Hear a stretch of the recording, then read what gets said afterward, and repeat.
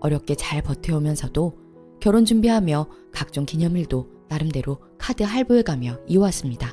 보테가 베네타, 디올 카드 지갑 등등 결혼할 사람에게 선물하면서요. 신혼여행 가는 것도 칸쿤으로 가는 와중에 명품 가방 프로포즈 선물로 받고 싶다 하더군요. 둘 다 30 중반인 만큼 갖고 싶은 거, 하고 싶은 거 다 할 수가 없어서 한 가지는 포기하는 것이 현실이기에 지갑 사정이 어려워 좋게 이야기했음에도 제부와 전남친과 엄청 비교를 하더군요. 그러던 어느 날 저희 부모님께서 2억을 지원해 줄 테니 집을 알아보라고 하시더군요.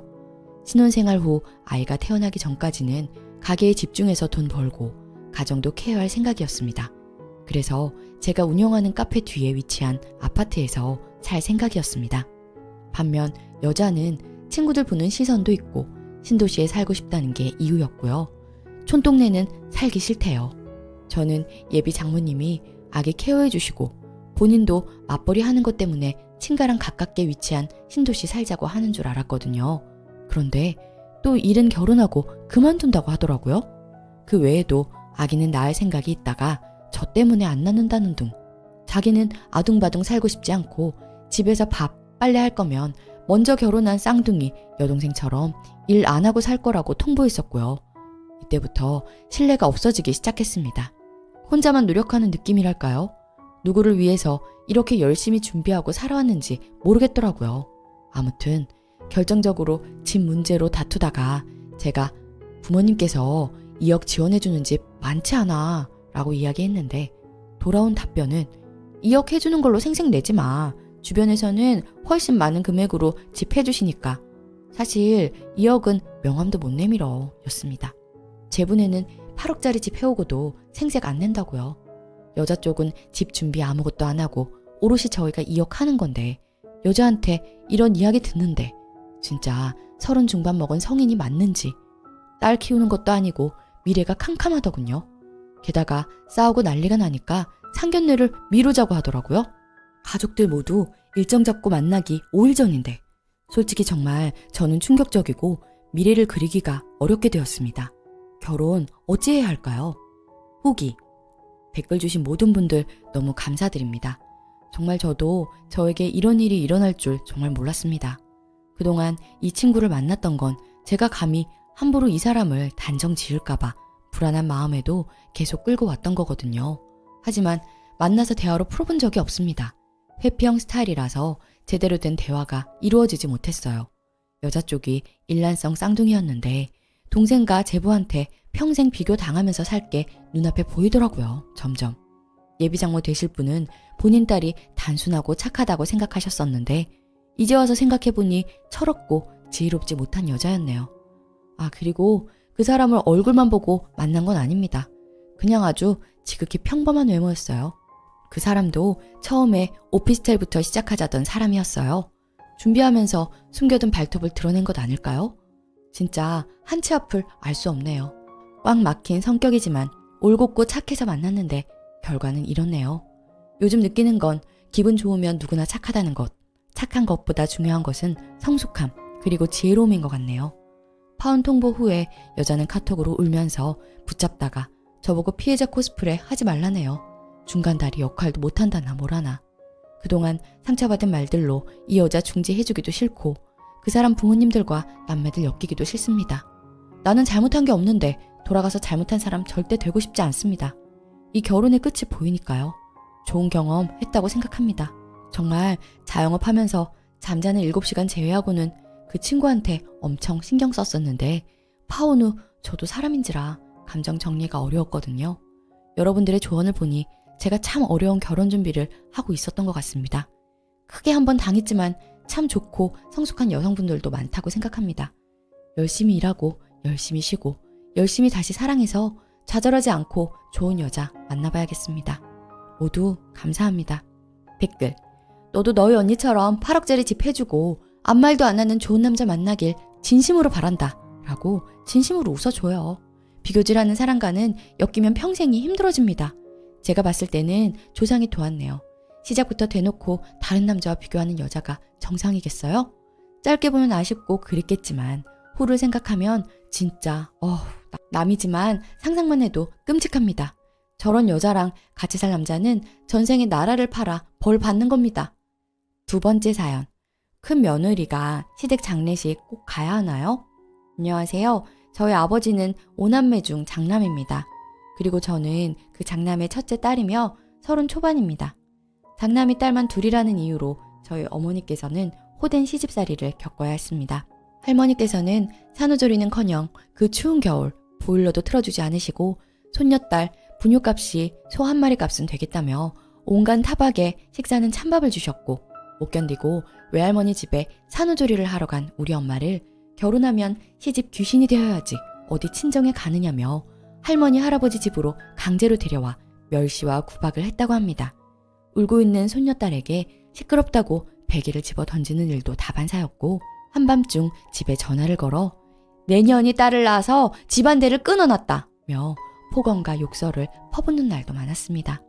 아빠의 다른 형제들은 아들 손자가 있다는 이유로 집 한 채씩 마련할 수 있게 도와주실 때 서울서 변변치 않은 월세를 전전하며 사는 우리 가족을 모른 채 하셨고 저의 대학 입학금 도움 요청을 거절당한 그 해에 시할머니의 아들에게는 차를 뽑아주고 시할머니는 유럽 여행을 보내준 할아버지, 명절에 시골에 가면 대가족의 집성촌이기도 해서 시끌벅적한 명절을 보내곤 했습니다. 제가 20살 무렵까지는 명절마다 시골에 갔지만 우리 가족은 할아버지 댁에 발길을 끊는 지 10여 년이 되었습니다. 이유인 즉슨 셋째 작은아빠 때문입니다. 할아버지 집 근처에 살면서 할아버지와 동네 어르신들 농사일을 돕기도 하고 이래저래 안부를 자주 살피는 모양입니다. 평소엔 그 지역 농사일 잘 돕는 일꾼이지만 술만 먹으면 어르신들 멱살을 잡는 일도 허다하고 개가 되긴 하지만요. 제 추측이지만 셋째 작은아빠는 장남이 해야 할 일을 본인이 다 하고 있다고 생각해왔던 걸까요? 늘 우리 아빠를 보면 으르렁거렸습니다. 10여 년 전 추석 연휴가 끝나가던 날 할아버지 집 거실에서 아빠와 셋째 작은아빠가 술을 먹다가 말다툼이 생겼어요. 12시가 넘은 시간이었고 셋째 작은아빠가 술을 많이 먹으면 개가 되니 시비 붙을까봐 걱정된 엄마가 아빠 술상 곁으로 가서 여보, 내일 서울 가려면 먼 길 운전해야 하고 12시가 넘었어. 이제 그만 마시고 자요. 라고 했더니 셋째 작은아빠가 엄마에게 형수가 뭔데 끼냐면서 쌍욕을 퍼붓습니다. 아빠가 셋째 작은아빠에게 형수가 네 친구냐? 네 손윗 사람한테 말이 그게 뭐냐? 며 고성이 오가던 중 셋째 작은아빠가 부엌으로 가서 아빠를 해치려고 했고 결국 아빠는 맨손바닥에 다 찢어져서 부엌이 피바다가 되고 난장판이 되었어요.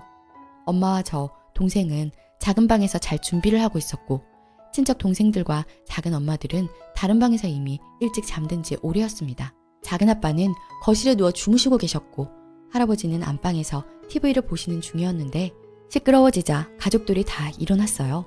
저도 엄마도 너무 놀라서 셋째 작은아빠 몸과 손을 붙들고 아빠와 떼어내려 하는데 힘이 왜 그리 센지 동생은 너무 놀라 울고 할아버지가 나와보시고 놀라셔서 셋째 작은아빠의 손을 할아버지 배 쪽으로 당기시며 야 이놈아 차라리 나를 죽여라 라고 하셨고 그 와중에 잠에서 깬 둘째 작은아빠가 이 자식이 어디 위아래도 없이 큰형한테 지랄이냐 하면서 재떨이로 셋째 작은아빠 이마를 후려쳤어요. 셋째 작은아빠가 재떨이로 머리를 맞고 무기를 바닥에 떨궜는데 그 순간 엄마가 짐 싸 서울 올라가자. 작은딸 엄마 따라와. 짐 싸. 당신은 차에 빨리 타. 큰딸은 시동 걸고 응급실까지 운전해. 라고 했고 온 가족이 옷이 피범벅이 되어 시내 응급실까지 뒤도 돌아보지 않고 도망치듯 나왔습니다. 이 사건 뒤로 오만정 다 떨어져서 명절엔 시골에 안 갑니다. 친가에 완전히 발길을 끊었어요. 여자는 아무짝에 쓸모없는 것처럼 여기는 아들 선우사상에 절어있는 옛날 사람 할아버지. 돌아가실 때가 되니 이제야 우리 장남하며 우리 아빠를 그렇게 찾아댑니다. 할아버지가 1년에 2번 정도 병원 검진 핑계로 서울에 올라오셨어요. 보고 싶은데 큰아들이 발길을 끊으니 할아버지께서 종종 올라오시더라고요. 이래저래 위와 같은 30년의 세월을 겪고 90세가 다 되어가는 할아버지는 큰 질병은 없지만 노안이 오셔서 요양병원에 입원해 계신 상태입니다. 입원하신 와중에도 셋째 작은아빠는 술을 먹고 아빠에게 전화해 다짜고짜 당신 뭐하는 사람이냐며 술주정을 부리기도 했어요. 예전 그 모습이 아직도 눈앞에 선해서 셋째 작은아빠의 이름만 들어도 털이 쭉 펴서고 소름이 끼치고 무섭습니다. 결론은 요양병원에 계시던 할아버지가 고열 때문에 인근 의료원으로 응급 이송되었는데 그 병원에서 이유를 찾을 수 없어 더 큰 병원으로 다시 옮겼다고 합니다. 열이 내리는가 했더니만 상태가 악화되어 오늘 중환자실로 옮기셨고 의사 선생님 말로는 며칠 못 버티실 것 같으니 마음의 준비를 하라 했다 합니다. 이 상황을 전해들은 아빠가 내일 할아버지를 보러 병원에 가자고 하는데 엄마는 나는 그 집안에서 이미 오래전에 죽고 없는 사람이야. 돌아가셔도 장례식 안 갈 거니까 그런 줄 알아. 라며 병원도 장례식도 가지 않는다 하시고 저도 뭐 친가에서 친척 동생들과 차별을 받았으면 받았지. 첫 손주라고 사랑받아본 기억도 별로 없고 가고 싶지가 않습니다. 아빠로서는 안타까운 일이지만요. 아빠는 자기가 이런 가족들의 마음의 상처는 보듬어 주지도 않고 그냥 부모가 병상에 누워 계신 것이 마음 아픈가 봅니다.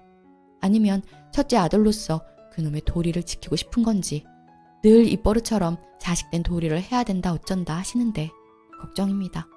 엄마는 정말로 한번 돌아서면 끝인 사람이라서 장례식장에 안 갈 것 같아요. 저는요? 저는 가야겠죠? 가면요? 다들 엄마는 어디 갔느냐고 찾겠죠. 어렸을 땐 어린 게 어디서 말대답이냐고 찍소리도 못했다지만 다 큰 성인이 된 저는 이제 뭐라도 한마디 날리고 싶네요. 엄마가 그 긴 세월 괄시당하고 사시는 동안 아빠는 옆에서 방패막이가 되어주지 않았어요. 그저 남의 일인 듯 강 건너 불구경하듯 했습니다. 온전히 이 악물고 버텨온 엄마를 대신해 제가 그들 앞에서 뭐라고 해야 할까요?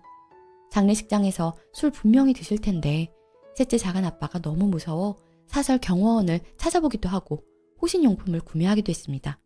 할아버지가 아직 돌아가시지 않았지만 그를 마주할 생각에 저는 벌써 겁이 납니다. 작은 아빠의 아들은 친척 동생들 중 그나마 저와 제일 친했는데 29살 되던 해에 교통사고로 죽었습니다. 셋째 작은 아빠는 자기 아들을 앞세워 또 뭐 대를 이을 장남은 자기 아니겠느냐며 똥같은 소리를 하시겠죠. 요즘 세상에 대를 잇고 말고 조선시대냐 하실 분도 계시겠지만 워낙 시골이고 옛날 사람이라 그들은 개꼰대 그 이상입니다. 혼란스럽고 생각이 정리가 안 됩니다. 또 엄마 없는 자리에서 그들이 엄마를 공격하는데도 아빠는 아무 말 없이 가만히 듣고 있겠죠. 그 꼴 볼 생각하니 화가 나요. 큰며느리 어디 갔느냐고 찾으면 뭐라고 해야 할지, 여러분이 이 상황이라면 어떻게 하는 게 현명할지 지혜를 구합니다. 도와주세요. 후기. 결국 이런 날이 와서 후기를 쓰네요. 지난주에 할아버지의 장례식이 있었습니다. 그리고 엄마와 전 참석하지 않았어요. 당연히 아빠가 저와 엄마에게 참석을 요구할 줄 알았는데 당연하다는 듯이 혼자 다녀오셨습니다. 그리고 저희는 모든 절차를 마치고 집으로 돌아온 아빠에게 크게 다른 말 없이 옆에서 위로해 드렸어요. 듣기로는 장례식장에서 셋째 작은 아빠는 술은 드시지 않았다고 해요. 엄마의 불참의 이유를 묻지도 않았고 조용히 본연의 자리를 지켰으며 마지막 헤어질 땐 저희 아빠에게 사과하셨대요. 긴 세월 속에서 그분도 느끼는 게 있으셨겠죠. 할아버지의 죽음으로 인해서 형제 간의 앙금이 조금은 풀린 듯해요. 하지만 그렇다고 엄마의 지난 세월이 보상받을 수는 없을 것 같아요. 아직도 이따금씩 시댁 이야기를 하면서 힘들어하는 엄마니까요. 후기 궁금해하시는 분들이 있을 것 같아서 간략하게나마 적어봅니다. 모두 감사합니다. 댓글 1. 이곳에 자기 생각만 하는 사람들이 모여있거나 하나만 생각하는 자들밖에 없나요? 아버지 체면 살려드리려면 하루만 오후에 잠깐 가서 있다가 오시면 될 것 같아요. 아무도 안 가면 아버지가 자식 교육 못 시킨 사람으로 동네 사람들 친인척 전부 다 욕바지 하라는 겁니다. 싫어도 무서워도 하루쯤 가서 왔다 갔다 바빠서 못 온다 이런 핑계라도 댈 수 있도록 해야지. 아예 안 간다니. 아버지를 위해서 그것도 못 참고 오로지 본인만 생각할 거면 그러셔도 되고요. 댓글 2. 가지 마세요. 아빠에게도 한마디 꼭 하시고요. 딸 염색체를 준 건 아빠인데 그 구박 엄마가 다 받았고 본인 가족 못 지키는 가장을 우리가 어떻게 인정하느냐고. 아빠가 제일 밉다고요. 한 번은 꼭 마음속에 품은 말 아빠한테 하시길 바래요. 그리고 어머니와 꼭 행복하게 사시길 바라겠습니다. 오늘의 사연은 여기까지입니다.